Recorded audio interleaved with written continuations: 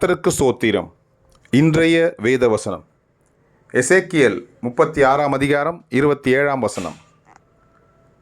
உங்கள் உள்ளத்திலே என் ஆவியை வைத்து உங்களை என் கட்டளைகளில் நடக்கவும் என் நியாயங்களை கைக்கொள்ளவும் அவைகளின்படி செய்யவும் பண்ணுவேன். ஆமென். எசேக்கியேல் 36 அதிகாரம் 27 வசனம். உங்கள் உள்ளத்திலே என் ஆவியை வைத்து உங்களை என் கட்டளைகளில் நடக்கவும் என் நியாயங்களை கைக்கொள்ளவும் அவைகளின்படி செய்யவும் பண்ணுவேன். ஆமென். எசேக்கியேல் 36:27. கர்த்தர் உங்களை ஆசீர்வதிப்பாராக, உங்களோடு கூட இருப்பாராக. ஆமென்.